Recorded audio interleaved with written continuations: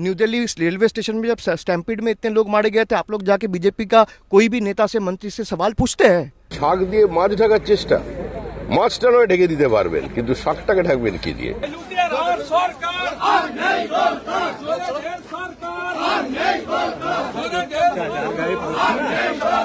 মেসিকে সামলাতে গিয়ে মুখ পুড়েছে কলকাতার। হায়দ্রাবাদ, মুম্বাই, দিল্লি পারলেও কিংবদন্তির সফর স্মরণীয় করে রাখতে পারেনি ফুটবলের মক্কা। মাঠে নেমে মেসির দ্রুত ফিরে যাওয়া এবং তার জেরে যুব ভারতীতে ফুটবল প্রেমীদের তাণ্ডবে লজ্জা বেড়েছে রাজ্যের। মেসির সফরের ব্যর্থতায় তোলপাড় পশ্চিমবঙ্গের রাজনীতিও। कुंभ में इतना लोग मारे गए, दिल्ली नई दिल्ली रेलवे स्टेशन में इतने लोग मारे गए, आप लोग जाके सवाल करते हैं उनसे क्या? योगी आदित्यनाथ से सवाल किया आप? सुकांत मजूमदार से सवाल किए हैं? न्यू दिल्ली रेलवे स्टेशन में जब स्टैम्पीड में इतने लोग मारे गए थे, आप लोग जाके बीजेपी का कोई भी नेता से, मंत्री से सवाल पूछते हैं?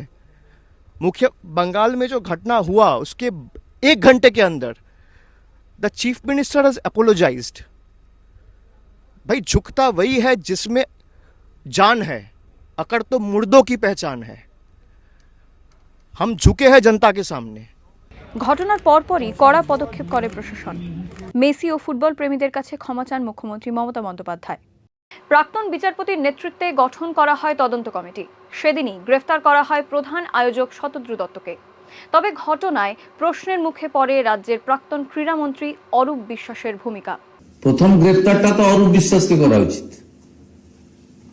দ্বিতীয় গ্রেপ্তারটা তো সুজিত ঘোষকে করা উচিত, তারপরের গ্রেপ্তারটা শতদ্রুকে করা উচিত। যুব ভারতী কেলেঙ্কারিতে প্রশ্ন নানা অসঙ্গতি নিয়ে আতশকাচের তলায় পুলিশের ভূমিকাও। 16 ডিসেম্বর ঘটনায় নাটকীয় মোড়। তদন্তের স্বার্থে ক্রীড়ামন্ত্রীর পদ থেকে অব্যাহতি চান অরূপ। মুখ্যমন্ত্রী তাঁর পদত্যাগপত্র গ্রহণ করেন।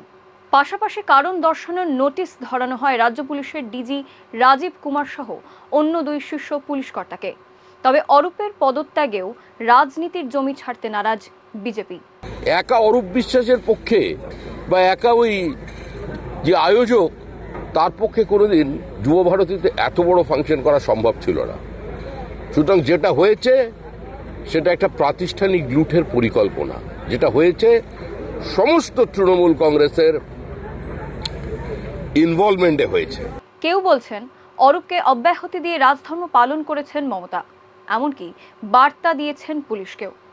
অন্য মত, ভোটের মুখে জনরোষ প্রশমিত করতেও ক্ষত মেরামতে কৌশলী রাজনীতি মমতার। এদিকে পশ্চিমবঙ্গের বিজেপি নেতারা শাসক দলের বিরুদ্ধে যত আক্রমণ শানাচ্ছেন তত সুর চড়িয়েছে তৃণমূলও। भाई काला धन वापस आया क्या? 10 साल हो गया। इसी देश का प्रधानमंत्री ने बोला था ना, 50 दिन में नहीं हुआ तो जिस चौराहे में ले जाके जो सजा देंगे मंजूर है। 5000 दिन हो गया, आपका कोई हिम्मत है सवाल पूछने का? जाके पूछिए उनसे। মেসি দেশে ফিরেছেন, তবে মেসির সফর নিয়ে রাজনীতি পিছু ছাড়ছে না। মেসির সফরকে তৃণমূলের ভোট রাজনীতির সঙ্গেই জুড়েছে রাজ্যের বিরোধী বিজেপি। এসব লুট দালাল চক্র এরাই সমস্ত তৈরি করেছে।